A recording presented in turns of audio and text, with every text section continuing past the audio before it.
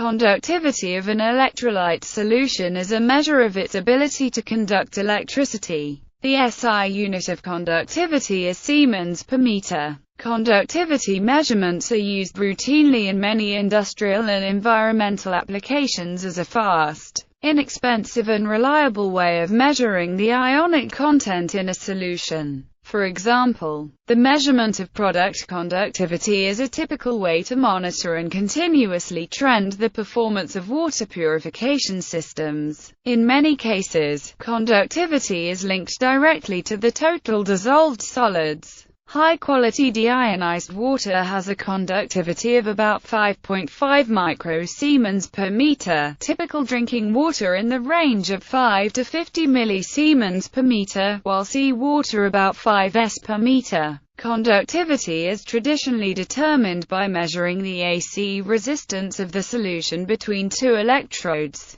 Dilute solutions follow Kohl-Rausch's laws of concentration dependence and additivity of ionic contributions. Lars Onsager gave a theoretical explanation of Kohl-Rausch's law by extending Debye-Huckel theory. Units. The SI unit of conductivity is S per meter and, unless otherwise qualified, it refers to 25 degrees Celsius. Often encountered in industry as the traditional unit of microsiemens per centimeter. 106 microsiemens per centimeter equals 103 millisiemens per centimeter equals 1 s per centimeter. The values in microsiemens per centimeter are lower than those in microsiemens per meter by a factor of 100. Occasionally a unit of EC is found on scales of instruments. 1 EC equals 1 microsiemens per centimeter. Sometimes encountered is MHO. 1 MHO per meter equals 1 s per meter. Historically, MHOs antedate Siemens by many decades. Good vacuum tube testers, for instance, gave transconductance readings in microhms. The commonly used standard cell has a width of 1 centimeter, and thus for very pure water in equilibrium with air would have a resistance of about 106 ohm, known as a megohm. Ultra-pure water could achieve 18 megohms or more. Thus in the past, megohm cm was used, sometimes abbreviated to megohm. Sometimes, conductivity is given in microsiemens. While this is an error, it can often be assumed to be equal to the traditional microsiemens per centimeter. The conversion of conductivity to the total dissolved solids depends on the chemical composition of the sample and can vary between 0.54 and 0.96. Typically, the conversion is done assuming that the solid is sodium chloride, i.e., 1 microsiemens per centimeter is then equivalent to about 0.64 milligrams of NaCl per kilogram of water. Molar conductivity has the SI unit sm2 mol-1. Older publications use the unit omega-1 square centimeter mol-1. Measurement. The electrical conductivity of a solution of an electrolyte is measured by determining the resistance of the solution between two flat or cylindrical electrodes separated by a fixed distance. An alternating voltage is used in order to avoid electrolysis. The resistance is measured by a conductivity meter. Typical frequencies used are in the range 1 to 3 kHz. The dependence on the frequency is usually small, but may become appreciable at very high frequencies, an effect known as the Debye-Falkenhagen effect. A wide variety of instrumentation is commercially available. There are two types of cell, the classical type with flat or cylindrical electrodes and a second type based on induction. Many commercial systems offer automatic temperature correction. Tables of reference conductivities are available for many common solutions. Definitions. Resistance, R, is proportional to the distance, L, between the electrodes and is inversely proportional to the cross-sectional area of the sample. A. Writing ρ for the specific resistance. In practice, the conductivity cell is calibrated by using solutions of known specific resistance, ρ*,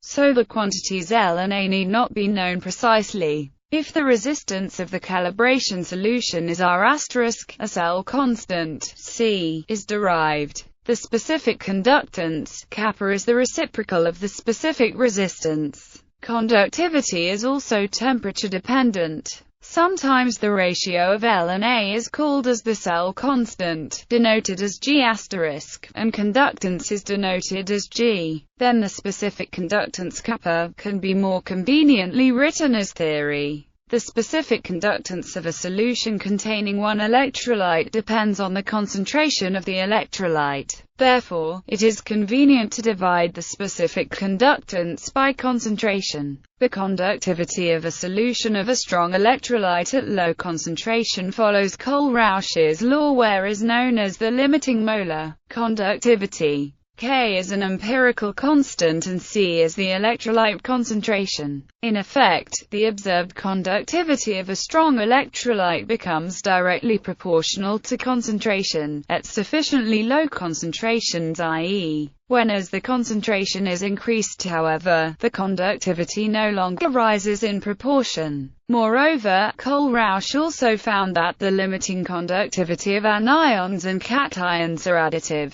The conductivity of a solution of a salt is equal to the sum of conductivity contributions from the cation and anion, where and are the number of moles of cations and anions, respectively, which are created from the dissociation of 1 mole of the dissolved electrolyte, and are the limiting molar conductivities of the individual ions. The following table gives values for the limiting molar conductivities for selected ions. An interpretation of these results was based on the theory of Debye and Huckel, where A and B are constants that depend only on known quantities such as temperature, the charges on the ions, and the dielectric constant and viscosity of the solvent. As the name suggests, this is an extension of the Debye-Huckel theory, due to Onsager. It is very successful for solutions at low concentration. Weak electrolytes. A weak electrolyte is one that is never fully dissociated.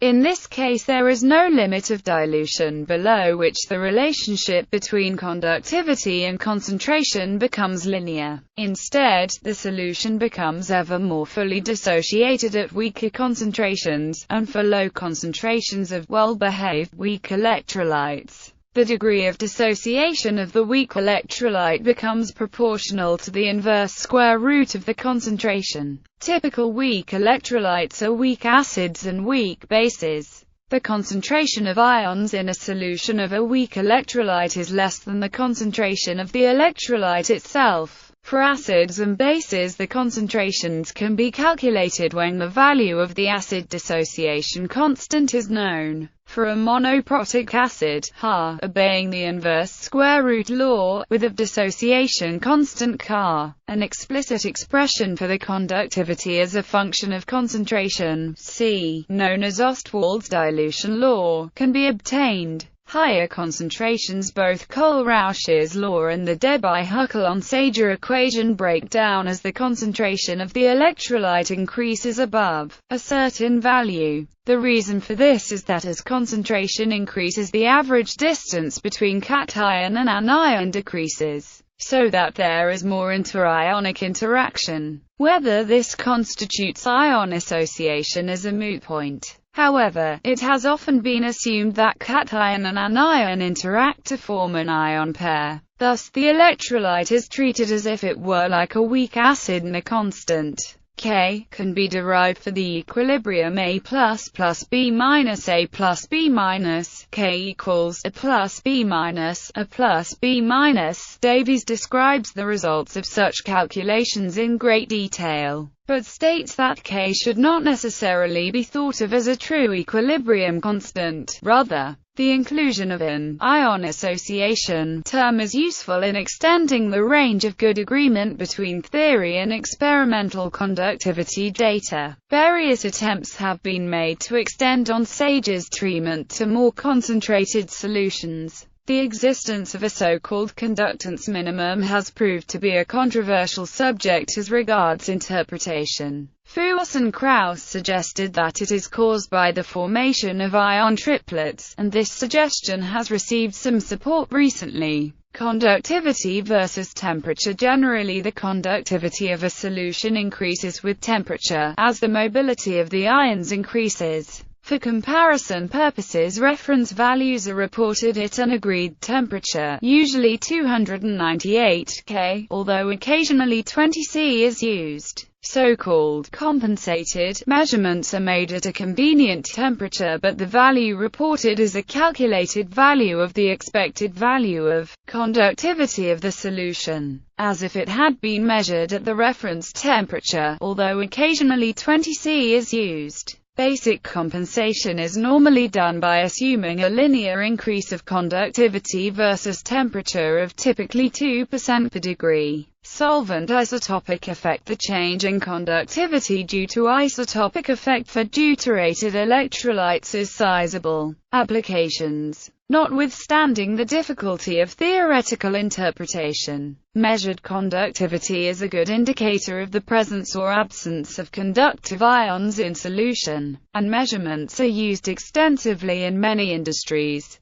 For example, conductivity measurements are used to monitor quality in public water supplies, in hospitals, in boiler water, and industries which depend on water quality, such as brewing. This type of measurement is not ion-specific. It can sometimes be used to determine the amount of total dissolved solids if the composition of the solution and its conductivity behavior are known. It should be noted that conductivity measurements made to determine water purity will not respond to non-conductive contaminants. Therefore, additional purity tests may be required depending on application. Sometimes, conductivity measurements are linked with other methods to increase the sensitivity of detection of specific types of ions. For example, in the boiler water technology, the boiler blowdown is continuously monitored for cation conductivity, which is the conductivity of the water after it has been passed through a cation exchange resin.